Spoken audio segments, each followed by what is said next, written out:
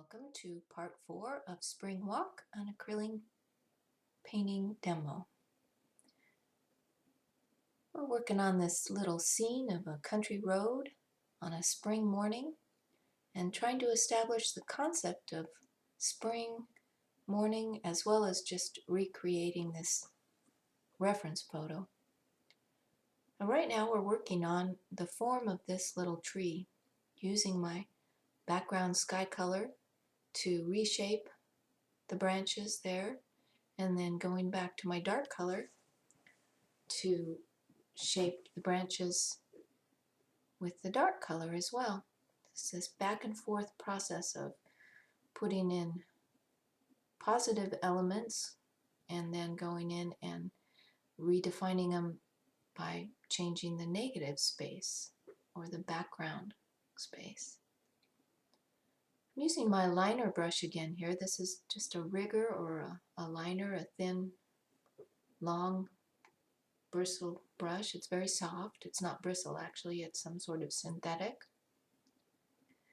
And I use that brush to draw the branches in very lightly and loosely. And what I'm aiming for here is I hold the brush as loosely as I can in my fingers, get a nice sharp edge, and I just want to lay that shape in as natural of a form as I can and leave it alone. Don't go back into these shapes. Don't change them after you've laid the stroke down. Just leave the stroke as it is. If you don't like the one you put in, then you can, in acrylic paint, you can come in with a little water right away in your paper towel or another brush and scrub that line out completely and relay it. Or you can wait until it dries and come back and try again. But when you're doing these little brush strokes, these little twigs and branches, you don't want to overwork them. You don't want to come back and change them and work on them again. Just lay them in loosely, naturally. You know, nature is very random and not symmetrical, and that's what you're going for, is that sense of randomness. And we're a part of nature too, so it's in us somewhere, but that's what we're going for. I know I have a little more problem with that than some artists. I tend to tighten down and want to do things symmetrically if I don't stop myself. I'm just touching in some dark areas over in that bank of trees to the right. I don't want it to stand out, but I want it to have enough dark that it balances the dark trees. So just little touches of dark. Going back in with another layer of green for our spring green field.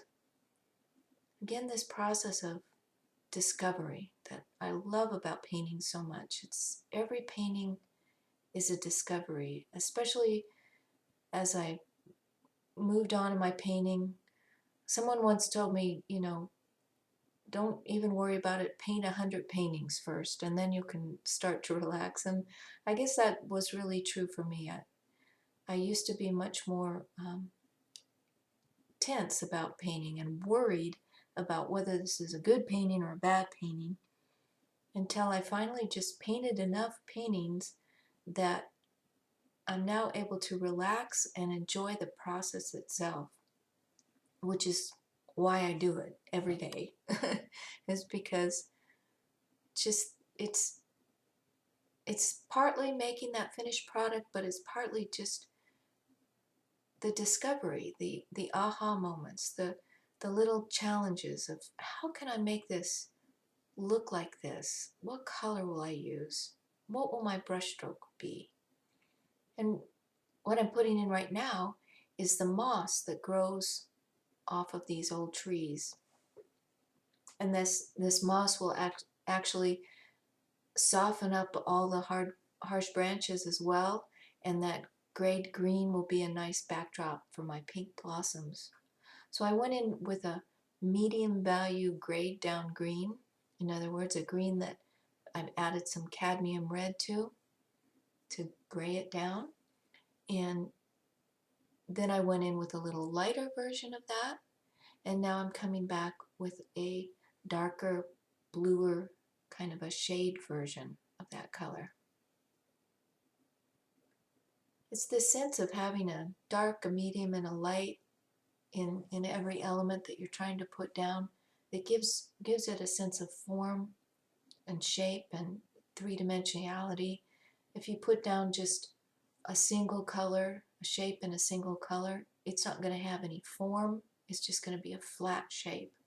So in order to get some form, you need to have this light, medium, dark. And those light, medium, and darks are going to be slightly different colors too. So for the darker color, I added a little ultramarine blue. And for the lighter color, I added a little more of the cad yellow and white as well to lighten it. One thing in the brush strokes of doing something like that too is to put all three colors on your brush, and then with just a single brush stroke, lightly and loosely lay that down, you get all three colors, and it gives it a very random, natural look. So I'm happy with the mosses on the tree at this point. So I'm moving back in to working on the fence posts. I've changed over to a very a small square synthetics brush. It's kind of a soft brush, not the hard bristles like I normally use, but it's got a nice square edge to it, and it's only maybe a quarter of an inch wide or so. And I'm using that to establish some edges on these fence posts to make them look like fence posts. And of course, here I'm putting in a little, you're just using the tip of this brush to dot in the suggestion of a fence in the back of the field as well. But I've used a lighter color to do that because it's more in the distance, and I just very lightly dotting those in. Old fence posts are wonderful to paint because there are so many different colors to them and shapes. And again, you go through this process of discovery of how can I make this look like old weathered wood. So it's a fun process if you relax and let yourself enjoy it. Again, I'm thinking about where the light is, and the light's coming from the left-hand side of our painting, this light morning light. So I'm putting in some lighter grays and some warmer grays,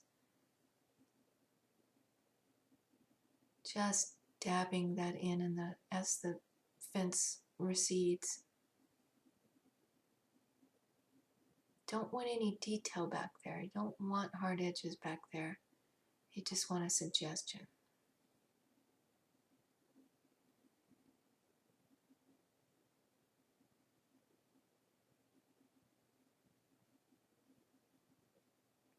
So you notice the brush stroke, I'll lay my brush fairly firmly and then pull it away and up so that it has a feathered edge as the brush stroke diminishes.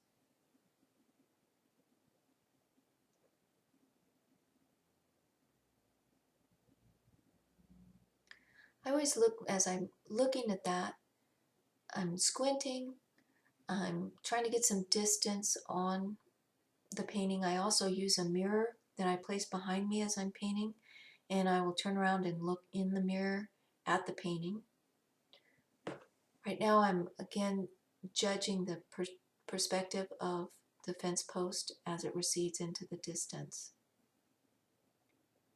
I don't want this fence post to grab a lot of attention, but I do feel like I need it to help draw the eye backward.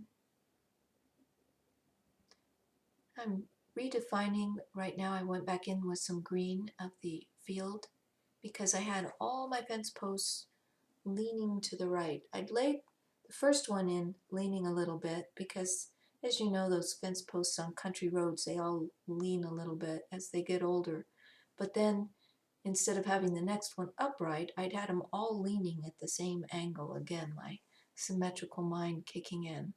So I came back in with my green field color and straightened out those fence posts a little bit so they were going at different angles, and some were straight up.